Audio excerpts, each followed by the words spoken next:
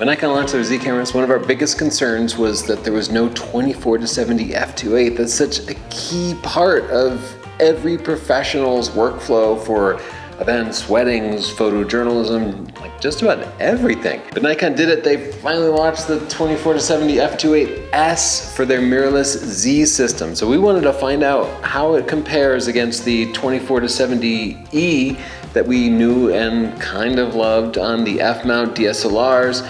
We wanted to compare it against the Sony 24-70 f2.8 and the Canon 24-70 f2.8 to see if it was good enough to hang with the pro systems. We rented this gear from Lens Rentals. If you want to use high-end gear for a single shoot or just try it before you decide to invest, visit sdp.io/rent and use the coupon code Northrop15 for 15% off. We're going to check out the sharpness, the handling, the price, the chromatic aberration, but first, the contrast. Got my model set up here with a strobe behind her. This model never ever moves, so we can be sure the shots are consistent from one to the other. I'm going to fire that strobe directly into the camera. I know it's not something that you'll do on a regular basis, but if you ever do shoot into backlighting, you will see a noticeable difference. And portrait photographers especially are shooting with the sun behind them or even just a white background behind them.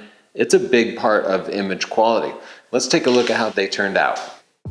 Okay, I'm shocked by the Nikon. It completely blew away all the other lenses, including the Sony G Master and the Canon that we loved for so many years. Who knew the contrast on the Canon was really that bad? If you're shooting with Nikon's 24-70 VR DSLR lens, upgrading will definitely improve your contrast when shooting in backlit situations. And since the Nikon Z cameras have sensor stabilization built in, you'll still have those stabilized shots for keeping it sharp when shooting handheld. Different day, different hat. Let's talk about the handling of the lenses. If you have a Nikon Z camera, you're really going to appreciate the difference in size with the new S model. This has the FTZ adapter on it, the DSLR lens, but this is what you'd actually be putting on your camera versus the new S model. So this alone is gonna make it worth it for me to upgrade to this, even if everything else were equal. But wait, 1 second. Once you put it on the camera, it comes to life. Check out that screen. Right now it's showing me the focusing distance, which is pretty cool. That means you'd be able to see it at night for night photography. Notice with the focusing distance that it'll show you a little depth of field chart as you're changing the aperture. And also notice that you have an aperture ring right on the lens, though it doesn't have analog markings on it and it doesn't have the good feel that the Fuji lens does, but it still works pretty good. Press disp again, and now we're at the focal length number. That's useless. Press disp again, and now we're at the f-stop number. This new S lens also has an LFN button, which you can program to whatever sort of action you might want it to do. It's just a button. The Sony G Master lens is pretty plain by comparison with just analog markings on it. It does have a custom button, but there's no focusing distance on it, and in fact it's focused by wire, and you don't really have any sense for where you're focusing unless you look through the viewfinder, which is fine. It's also fine. And finally, the Canon lens, which like the Sony is a totally reasonable size, but this is a pretty old lens. It actually has analog markings on it, something I don't at all mind. It lacks the secondary function button, and of course, if you're shooting mirrorless, you have to put an adapter of some kind on it. Now I'm going to test out the stabilization, which is really a measure of how the sensor stabilization and the lens stabilization in the VR lens are working together. Let's see how slow I can consistently handhold a shot with each of these camera body combinations.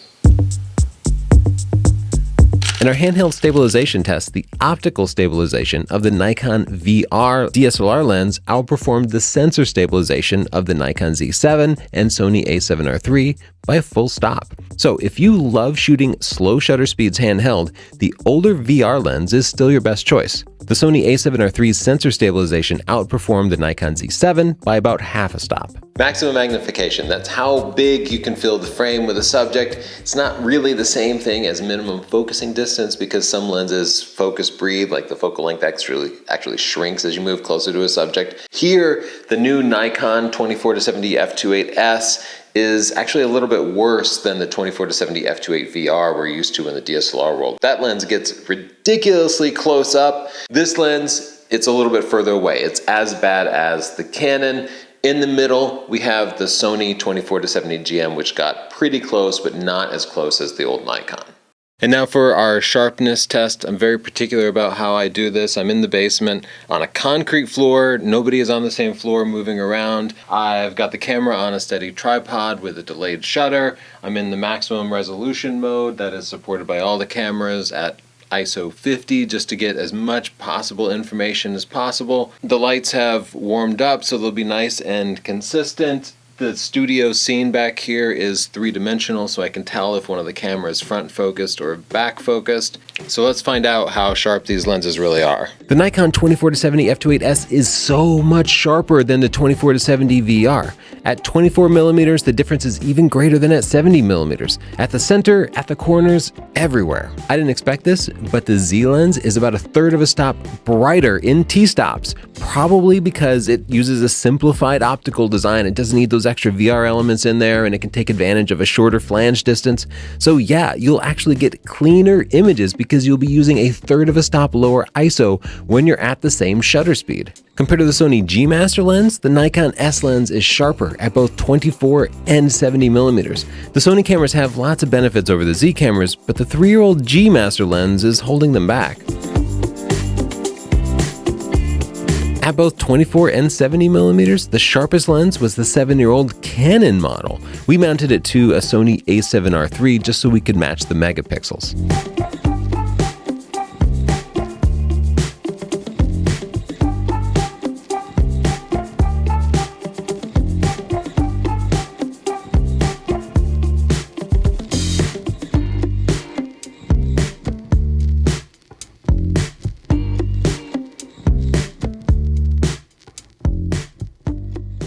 This is a huge deal for the Nikon Z cameras. The Nikon 24-70 f2.8s is the best overall 24-70 f2.8 lens we've ever tested.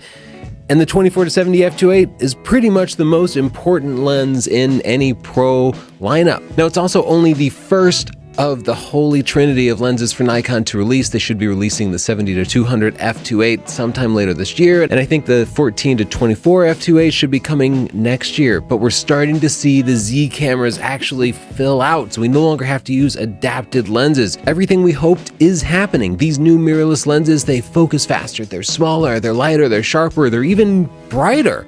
If you want to try it out, you can head to sdp.io/rent, and if you want 15% off, use the coupon code Northrop15. Maybe you just want to try it out, or maybe you actually need it for a photo shoot. Let me know your own experiences with this lens and what you hope to see for the Nikon Z system in the comments down below. Don't forget to subscribe to see more reviews, tutorials, and our live show every Thursday at 4 p.m. New York City time, where we review your photos.